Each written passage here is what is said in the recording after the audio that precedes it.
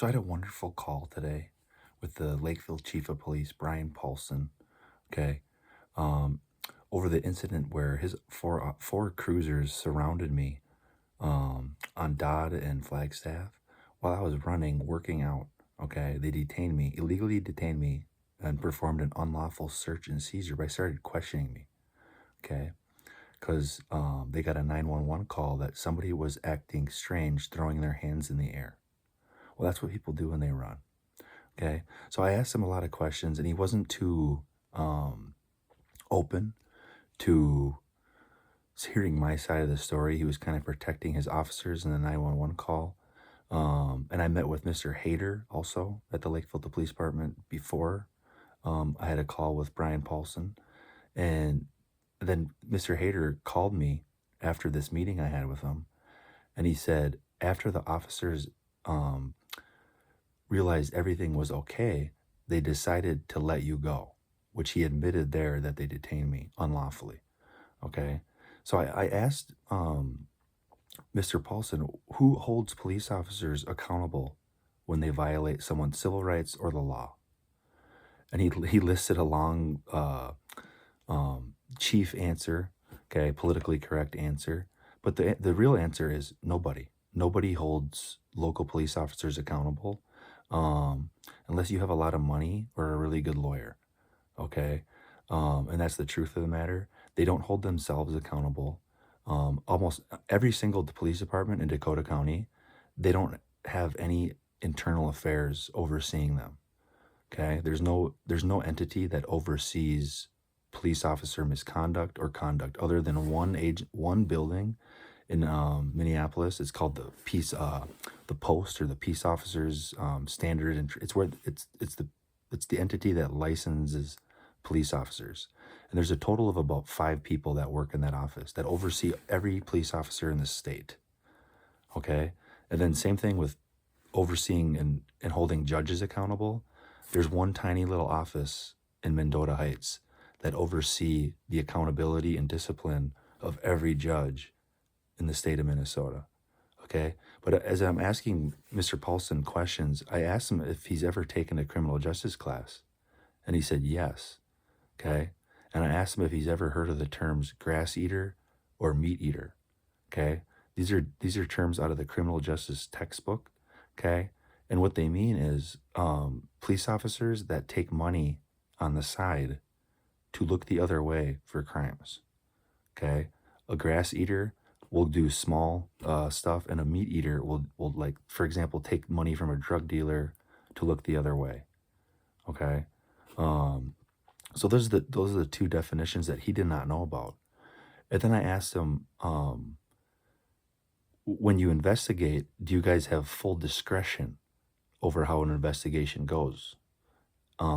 Which he didn't know how to answer to, and I don't think he knows what the word discretion or discretionary powers means, which simply means police officers can investigate any situation how they want, when they want, and they can write it up however they want. They can write their reports however they want, because they have full discretion over the law and order in each municipality that they oversee. Okay, so if you take a criminal justice class 101, the outline is it starts with the goals of the criminal justice system, and the 3 are doing justice, controlling crime, and preventing crime. Okay. And then criminal justice in a federal system, which means a 2 justice system, federal and state. Okay. Which is completely absurd to have 2 different justice systems. It's number one, it's a huge waste of money, and it could all be brought under one justice system to save time and money, taxpayer money. I mean, the list is endless. Okay. So the expansion of the federal involvement in the criminal justice system started in the 1960s. Okay. Criminal justice as a social system, exchange/system. Okay. The characteristics of the criminal justice system: number one, discretion; resource dependence; sequential tasks; and filtering. Okay. Those are the 4 characteristics of the criminal justice system. The operations of the criminal justice system agencies are police, courts and corrections. Okay, the flow of decision making in criminal justice system. It talks about the steps in decision making. The criminal justice wedding cake. It's a layered cake. If you've taken the criminal justice class, you'll remember that graphic they show you. And then crime control versus due process. Now this one's huge here. How much due process are citizens losing with the crime control mentality that police departments have? Again, they have full discretionary power over every investigation that they conduct. Now, there's a Minnesota statute, I believe it's 606, okay? It states that a police officer or a peace officer can lie as long as it's being used for an investigation. Okay, now these are people who take the witness stand in courts, and there's a literal statute that allows police officers to lie as long as it's under an investigation, or it has to do with an investigation. And again, they could say anything is an investigation, and they could lie to your face about anything. Okay. So let's go. I got my notes here from college. I took Criminal Justice 101 in the spring session of 2024 at Michigan State. Okay. Here's the types of crime: visible crime, occupational crime, organized crime, crimes without victims, political crime, and cyber crime. Okay. How much crime is there? The Uniform Crime Reports, or the UCR, the FBI releases that every year. You can look up stats on there.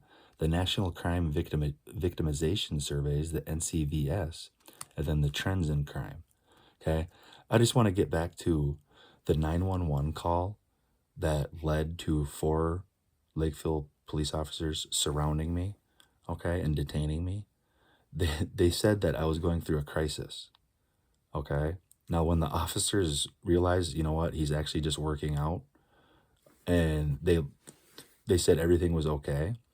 Now, 911 is used for emergencies.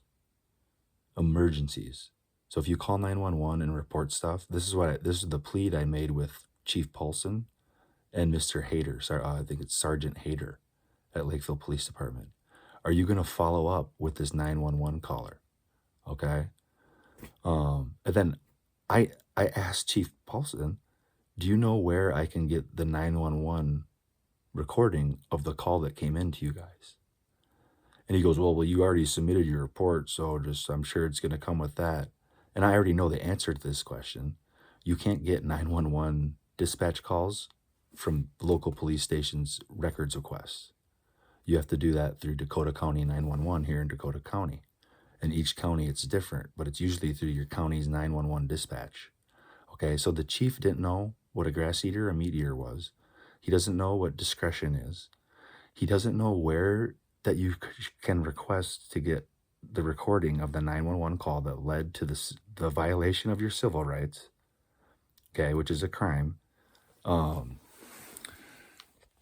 So that it's kind of scary that our chiefs of police, and I've questioned a lot of chiefs of police that are willing to talk to me. A lot of them aren't willing to talk or even do an interview.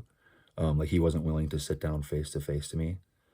He said he'd only do it over the phone. They don't know the actual outline of the criminal justice system that comes from the criminal justice textbook. Okay, so when you follow the tooth and the letter of the law, you should follow the black and white lettering of what the law actually states. Okay, not kind of making it up as you go and protecting your officers and being able to get away with whatever you want. That's how we end up in a system like we have right now, where the United States leads the world in school shootings, okay, and gun violence. That's how you, with a mentality of policing like that, to kind of just investigate whenever and wherever you want and how you want to do it, you're not following the tooth and the letter of the law. Now, the same goes for judges, okay? State judges all across the United States, they operate off something called case law, okay? Case law means we can do whatever we want as long as there's a case before us that is similar to this one, then it's okay.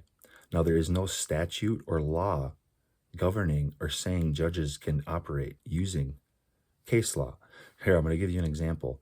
I just had a motion custody hearing at Dakota County Courthouse, and I'm asking for custody of my children. Okay, I filled out my motion to reduce child support.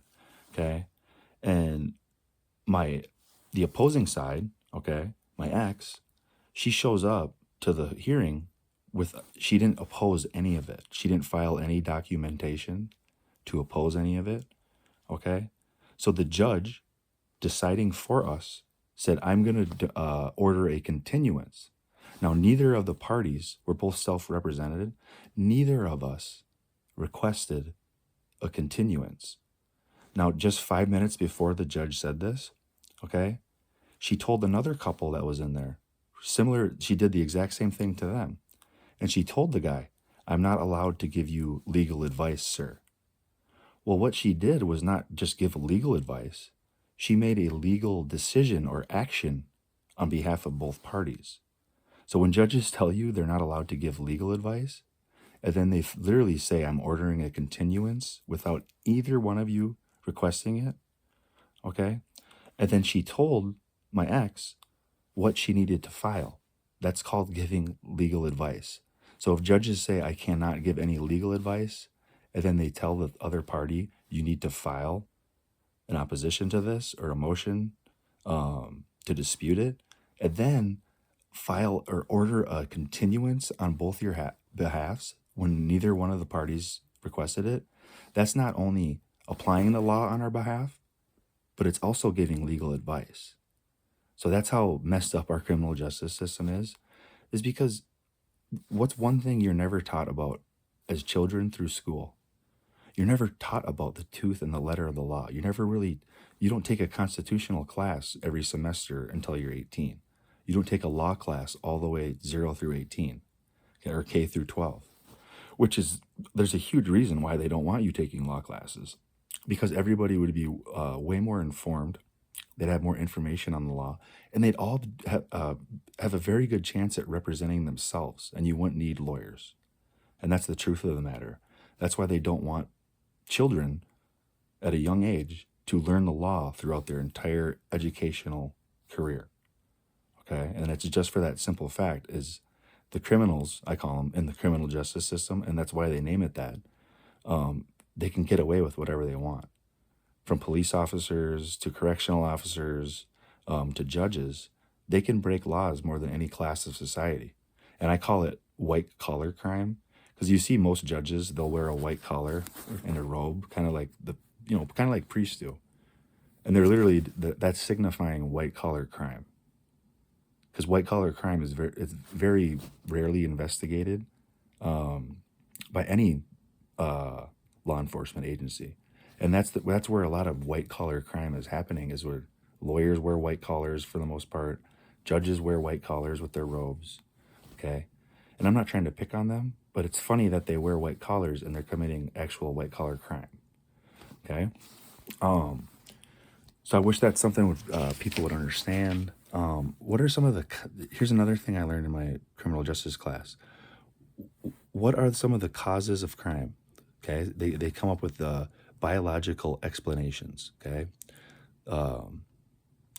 Basically the shape of your face in one of these, I think it's called atavism. All structures of the face can be predetermining characteristics to criminality.